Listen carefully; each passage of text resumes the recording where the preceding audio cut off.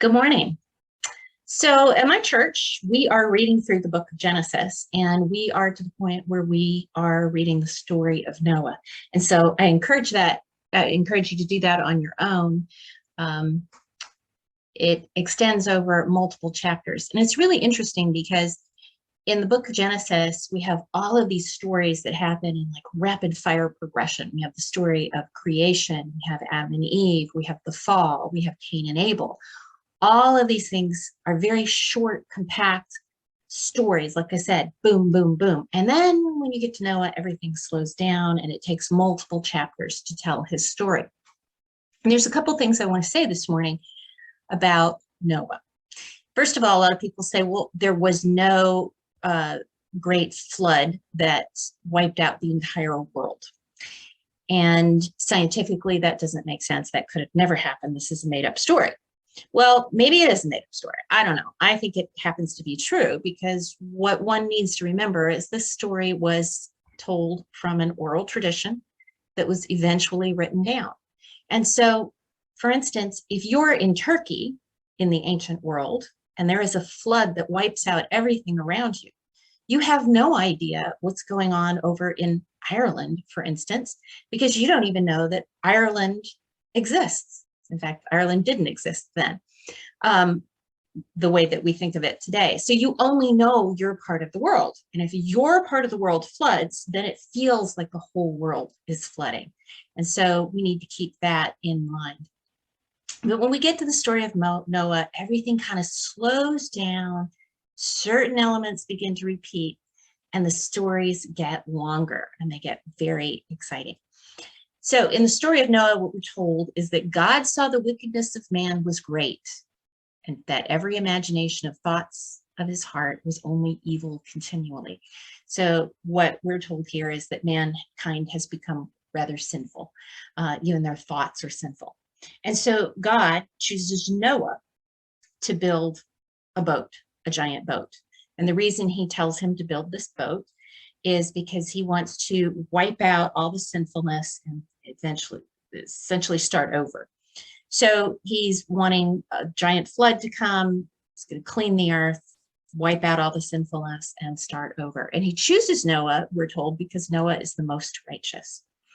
Now, I want to squirrel off for a moment and talk about that because Noah is the most righteous. We're not told that he is righteous. So we can't look at Noah as this perfect individual. And I think that that's what we tend to do is we look at the patriarchs, we look at some of these heroes in the Bible as perfect people. And I think that comes from the fact that when we're really small and we're young and we're in Sunday school, we hear these stories and they're just very compact little stories. And we say, Noah was a good man. He was righteous. And so in our minds, we start to think, well, he's really, really wonderful, really perfect. None of the patriarchs were perfect. If you read Genesis in its entirety, not just the little stories that are picked out for children, you see that no one is righteous. Noah might be the most righteous. And I think this is really important for us to hear because the fact is that none of us are righteous. And sometimes we get this idea that God can't use us to do great things because we're not perfect or we're not good enough. And that is most certainly not true. God can use anyone. So we need to remember we don't have to be perfect. We don't have to be the most righteous.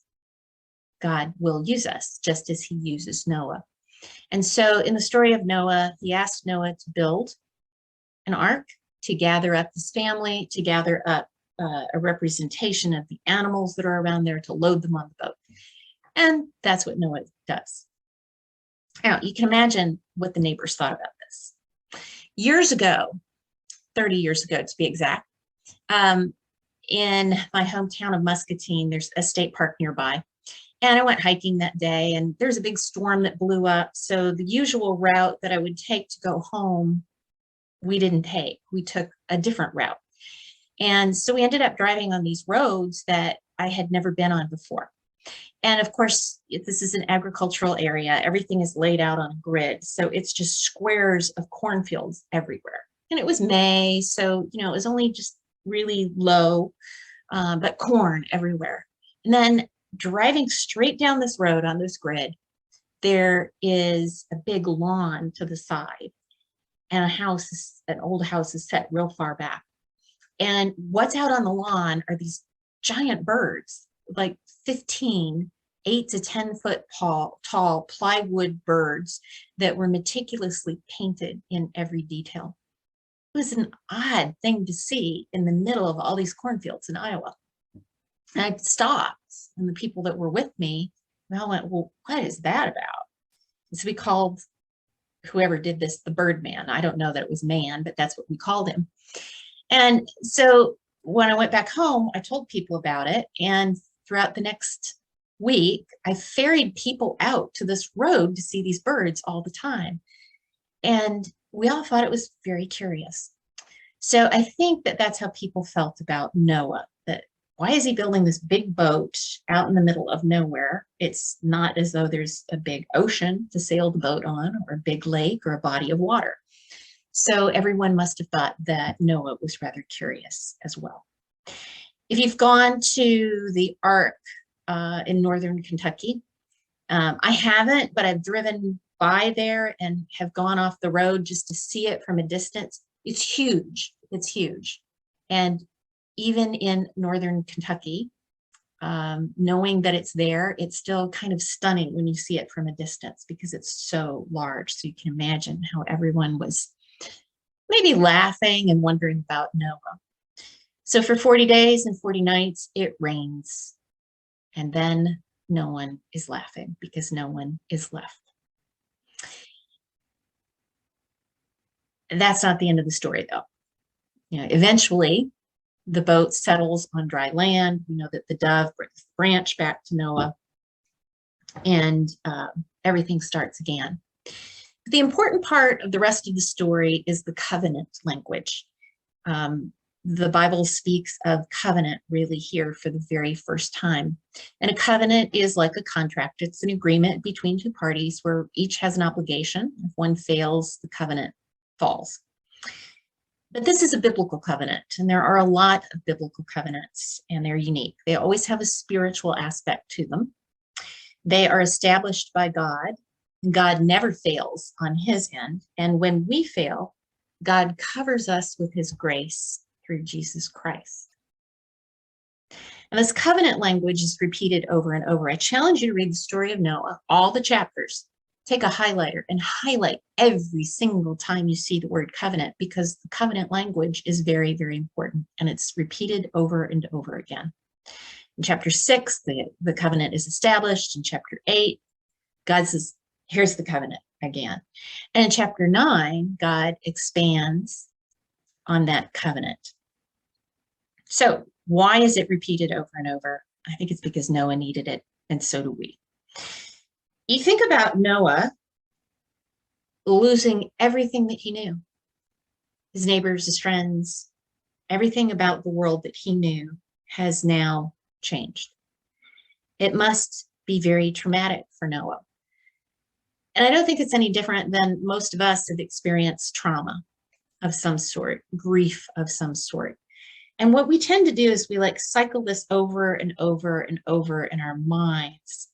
We've all experienced some sort of trauma or pain or hardship, and we let it cycle. And so God has to repeat himself over and over, and just as he does here in the story with Noah, with this covenant language, because he wants to kind of counteract that with us. God knows we need the repetition. So years ago, Dana gave me, my daughter gave me a little cartoon. It had 3 frames. In the first frame, there's a man, and he's getting some evaluation at work.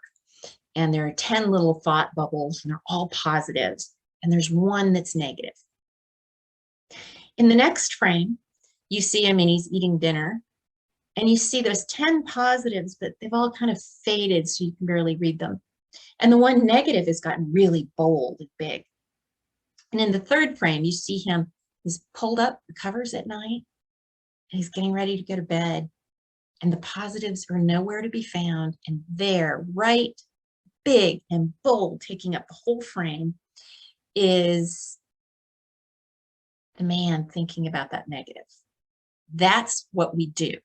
And we think about it over and over and over again.